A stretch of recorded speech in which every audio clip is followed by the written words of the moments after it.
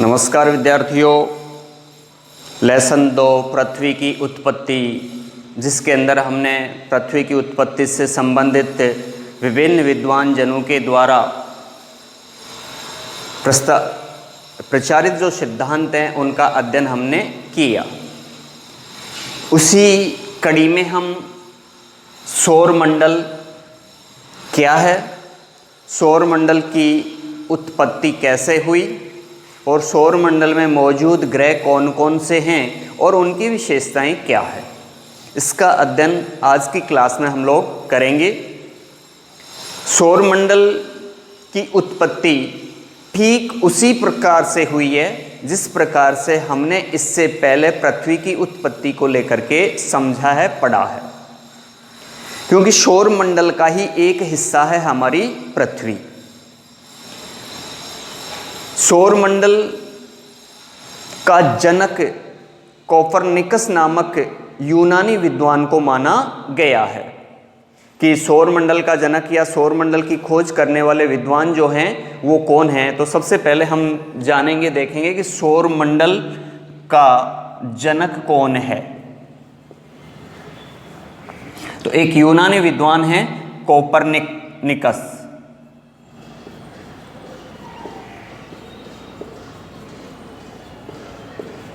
इन्होंने सौरमंडल की खोज की सबसे पहले, या सौरमंडल के बारे में इन्होंने बताया अपने ग्रंथों में।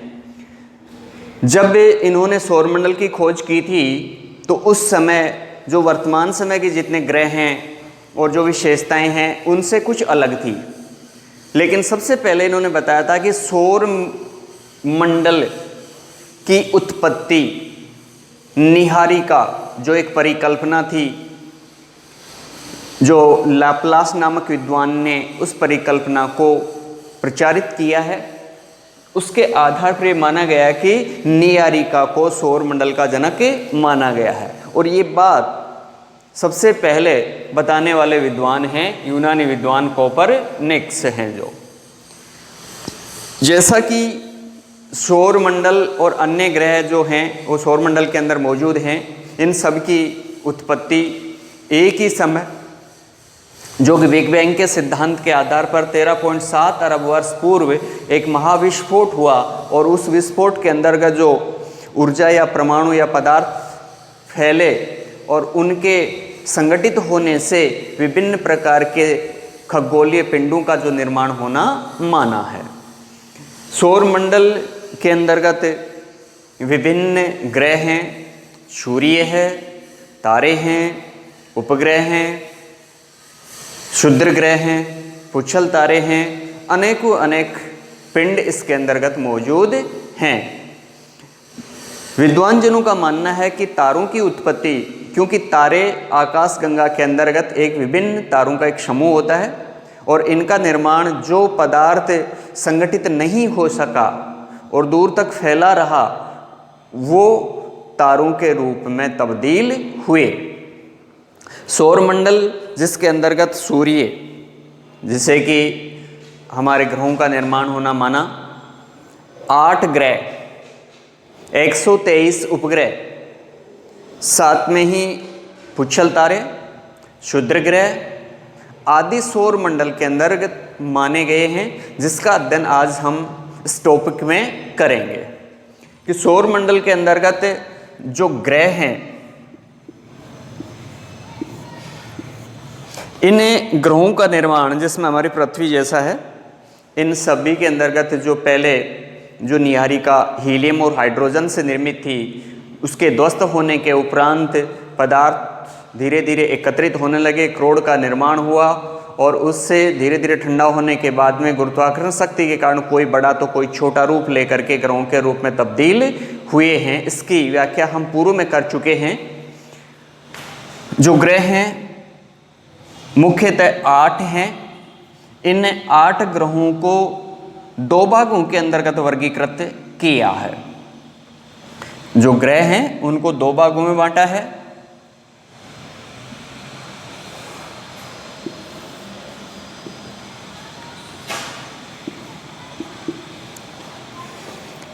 एक है पार्थिव ग्रह हम सौरमंडल का अध्ययन कर रहे हैं। जो सौरमंडल के अंदर ग्रह हैं पार्थिव ग्रह, दूसरे हैं जोवियन।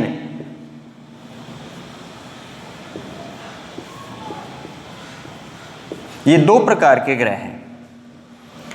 अगर हम चित्र के माध्यम से समझने का प्रयास करें कि ये हमारा सूर्य, बुध, शुक्र,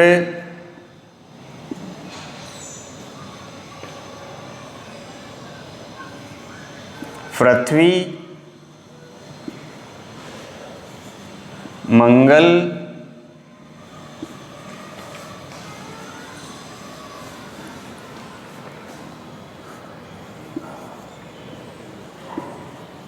बृहस्पति, शनि, अरुण और वरुण। ये 8 ग्रह क्रम से सूर्य से बढ़ती दूरी के अनुसार 8 ग्रह हैं। बुध, शुक्र, पृथ्वी, मंगल, बृहस्पति, शनि, अरुण, वरुण। अगस्त 2006 से पहले यम को भी 9वां ग्रह माना गया था, लेकिन IUGDC जो अंतर्राष्ट्रीय खगोल विज्ञान संगठन है, उसने अगस्त 2006 की वैज्ञानिकों की मीटिंग में यम को एक बोना ग्रह माना या सौर मंडल से उसे ग्रह की परिभाषा से बाहर कर दिया गया, क्योंकि वो एक बोना ग्रह था। जो विशेषताएं अन्य इनमें हैं वैसी विशेषता वो नहीं रखता था, इसलिए उसे ग्रह की परिभाषा से बाहर कर दिया गया है। जो ये मुख्यतः 8 ग्रह हैं, इनमें से 2 भागों के अंतर्गत बटे हैं, बुध, शुक्र, पृथ्वी और मंगल। इन ग्रहों को कहते हैं पार्थिव ग्रह या दूसरे रूप में कहते हैं इनको आंतरिक ग्रह।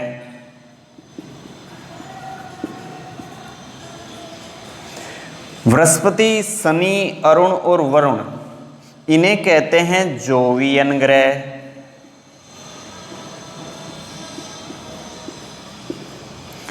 या बाह्य ग्रह।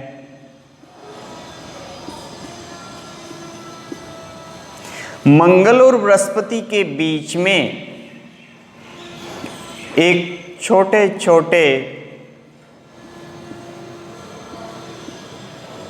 खगोलीय पिंडों की एक तस्त्रीनुमा पट्टी है और इस पट्टी को कहते हैं एस्ट्रॉयड या क्षुद्र ग्रह। मंगल और बृहस्पति के बीच में एक पट्टी है, तो यूं कह सकते हैं कि सूर्य और क्षुद्र ग्रहों के बीच जो ग्रह हैं उनको कहते हैं पार्थिव ग्रह या आंतरिक ग्रह, और क्षुद्र ग्रहों से बाहर के जो ग्रह हैं उनको कहते हैं जोवियन ग्रह या बाह्य ग्रह। तो बुध, शुक्र, पृथ्वी और मंगल ये पार्थिव ग्रह हैं, बृहस्पति, शनि, अरुण, वरुण ये जोवियन ग्रह हैं। अब पार्थिव ग्रह और जोवियन ग्रह से तात्पर्य है, पार्थिव ग्रह का मतलब है पृथ्वी जैसी विशेषता रखने वाले, जैसी विशेषता, क्योंकि बुध, शुक्र, मंगल जैसे ग्रहों की विशेषता या इनके बारे में हमें इतनी जानकारी नहीं है, बल्कि पृथ्वी पर हम रह करके पृथ्वी संबंधी विशेषताओं की अच्छे से हमें जानकारी है। इसलिए यूँ समझ सकते हैं कि पार्थिव का तात्पर्य पृथ्वी जैसी विशेषता रखने वाले, जोवियन का तात्पर्य है बृहस्पति की जैसी विशेषता रखने वाले, जोवियन का तात्पर्य बृहस्पति। तो अन्य जो ग्रह हैं शनि, अरुण, वरुण, इनकी जो विशेषता है वो बृहस्पति के समान है। अब इनमें अंतर क्या है? ये तो इनकी विशेषता या नाम है, कई बार इनको लेकर के इनमें अंतर पूछा जाता है या एक ग्रुप या एक समूह की विशेषता पूछ ली जाती है। अब कई बार पार्थिव ग्रह और जोवियन ग्रहों के अंतर्गत अंतर पूछा जाता है, तो इनको लेकर के बहुत सारे अंतर हैं। एक तो नाम का अंतर हो गया कि पार्थिव ग्रह निम्न हैं, जोवियन ग्रह निम्न हैं।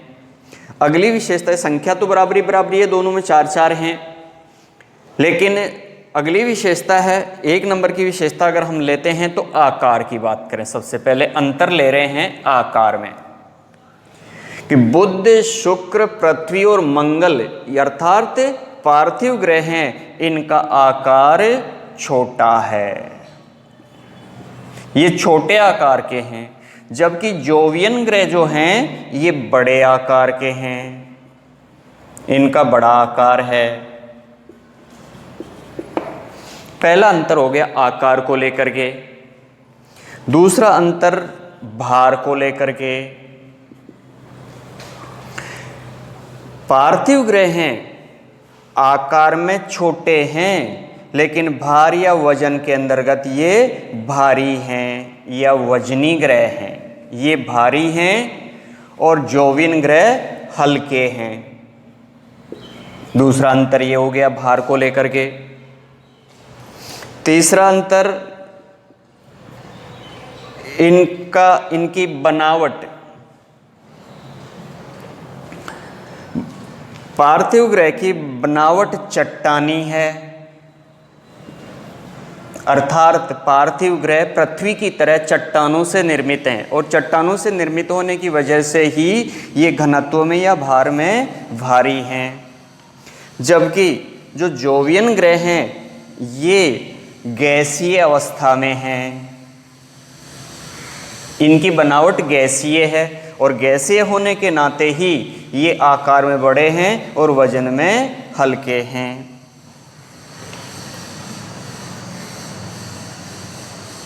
चौथा इनका जो अंतर है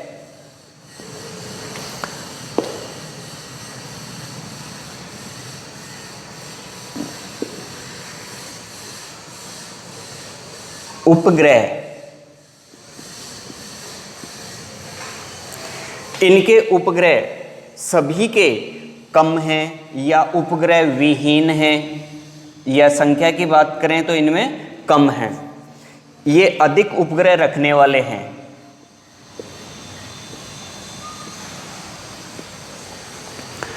अब यहां पर प्रश्न एक ये आता है कि ये जो ग्रह हैं वो तो धात्विक या चट्टानी कैसे बन गए और ये गैसीय अवस्था में कैसे रह गए। विज्ञान का एक नियम है, हम पढ़ते हैं बार बार कि जिस पदार्थ का आकार जितना बड़ा होता है उसकी गुरुत्वाकर्षण शक्ति भी उतनी ही अधिक होती है।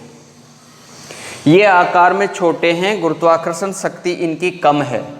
हमने पढ़ा है कि जो नीहारिका थी जिसे सौरमंडल का जनक माना गया है, उसका निर्माण हाइड्रोजन और हीलियम जैसी गैसों से हुआ है और यही वजह है कि जब विद्वान जन ये कहते हैं कि पृथ्वी या सौरमंडल के निर्माण के तत्पश्चात सूर्य में से एक पवन का संचार होता है, सूर्य में से हवा का वेग तीव्र गति से बाहर निकलता है, उस हवा ने जो आंतरिक ग्रह या पार्थिव ग्रह थे उनके ऊपर से जो गैस थी उस गैस को दूर धकेल दिया गया, अर्थात यहाँ से हटाने का कार्य किया। वो गैस पार्थिव ग्रहों से हट करके जोवियन ग्रहों तक जाकर के एकत्रित हो जाती है, क्योंकि जोवियन ग्रहों से वो इसलिए नहीं हट सकी, एक तो उनका गुरुत्वाकर्षण अधिक था इसलिए उन्होंने गैसों को अपने पास रखा, दूसरी ये थी कि सूर्य से अत्यधिक दूरी पर होने की वजह से सूर्य की जो पवन थी या हवा थी उसका वेग कम हो गया वहाँ तक पहुँचते पहुँचते, इसलिए वहाँ से वो उसको हटा नहीं सकी। जब हम वायुमंडल का अध्ययन करेंगे तो आप इस चीज़ को समझ पाएंगे कि जो हीलियम और हाइड्रोजन जैसी गैसें हल्की हैं वो अत्यधिक ऊंचाई वाली परतों में पाई जाती हैं। उसका कारण यही है, हल्की होने की वजह से अत्यधिक ऊंचाई पे चली जाती हैं और जो भारी गैसें हैं वो नीचे की परतों के अंतर्गत आ जाती हैं। ठीक उसी प्रकार से हम यूँ समझ सकते हैं कि एक फैन की जो हवा होती है वो पास अधिक लगती है, पास से वो कूड़ा करकट या हल्के तत्वों को उड़ा देती है और दूर तक उसकी हवा नहीं पहुंच पाती है। ठीक उसी प्रकार से सूर्य में से निकलने वाली सौर पवन के द्वारा भी ये गैसें हैं जो पार्थिव ग्रहों से हट करके और जोवियन ग्रहों पर जा करके एकत्रित हो जाती हैं। इस आधार पर हम क्षुद्र ग्रह, ये आंतरिक ग्रह और बाह्य ग्रहों का अंतर समझ सकते हैं। बीच के अंतर्गत एक बिंदु आ रहा है हमारा क्षुद्र ग्रह, कि क्षुद्र ग्रह क्या है, ये यहाँ पर एकत्रित कैसे हो गए। एक पट्टी पाई जाती है मंगल और बृहस्पति के बीच, इसको लेकर के भी प्रश्न उठता रहता है क्षुद्र ग्रह से आप क्या समझते हैं।